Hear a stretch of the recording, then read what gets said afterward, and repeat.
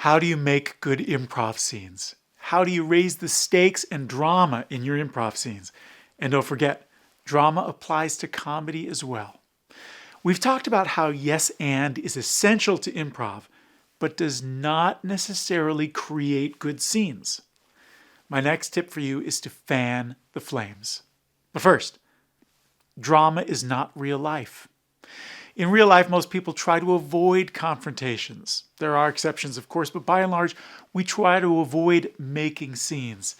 Simply put, it's often our nature to try to avoid drama in real life. We seek stasis. We maintain balance. Think about it this way. Someone's crying. What's the first thing you might say? Maybe you say, "It's going to be all right," or "Take a breath," or "It's not that bad," or even "There are plenty of fish in the sea." We try to get them back to emotional stasis and back to balance. If someone's angry, we tell them, "Calm down," or "Lower your voice," or "Don't take that tone with me." Again, our first impulse is often to try to get them back to emotional stasis and balance. Even when someone's too excited or happy, we do this. "Settle down," we say. Or, "Well, someone's getting too big for their britches." Dramatic situations tip us out of stasis. Dramatic situations upset the balance. In real life, we don't like it. But on stage or on film, it is gold. So how do you raise the drama factor in improv scenes? Fan the flames. I learned this terminology from my classes at the Groundlings in Los Angeles, and I love the phrase. The phrase is fan the flames.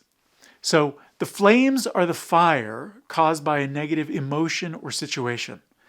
Fan the flames simply reminds us to help amplify whatever emotion or drama emerges in an improv scene instead of taking it back to stasis and balance. Why do we fan an actual fire in real life?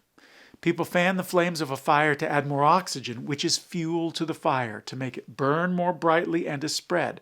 That's exactly why we fan the flames in an improv scene, to make the emotion burn more brightly and to spread.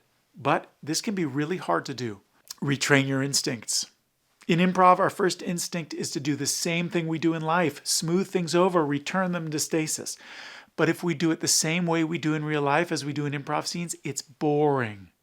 Imagine if movies had no drama. We wouldn't want to watch them. What would be the point? Improv scenes are pretty much the same way. When your scene partner gives you an offer of heightened emotion, this is gold. So help them amplify it. Make it worse for them. It heightens the drama, and it's funny. So here's our first example going to stasis. "My wife wants a divorce." "That's okay. Don't worry. You'll find someone else." Player B is ignoring and even negating the emotional drama and just smoothing it out. Here's example 2 of fanning the flames. "My wife wants a divorce." "Oh no. You'll never find love again. This is terrible for you." See the difference between these two examples?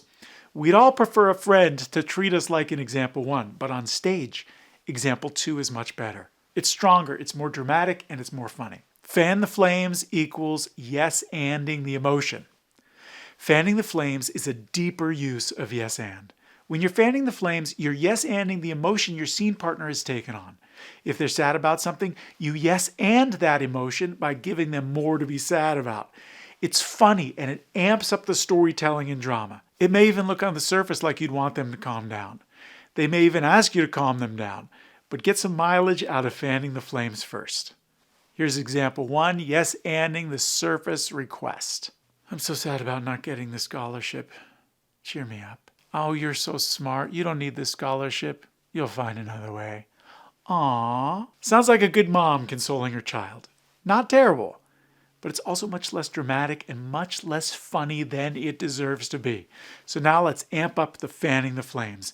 Now the yes and is focusing on yes-anding the emotion and not the literal request of player A to cheer me up. So here's example 2, yes-anding the emotion by fanning the flames. "I'm so sad about not getting the scholarship. Cheer me up." "Yeah, you need cheering up. Your whole life was based on getting that scholarship. You're screwed, man. What are you going to do? Oh, this is terrible." The yes and continues, but in support of the underlying emotional pivot point. That's fanning the flames. So fan the flames means make things worse. Fanning the flames is easy. Just allow yourself to make things worse. Worse often equals more funny, or funnier, as my kids tell me is not a word. So this applies to dramatic improv. So try it. We've got a short play-along video clip from our online improv course, Become an Improv Wizard. We cover this concept of fanning the flames and many, many more with several play-along videos to practice along with.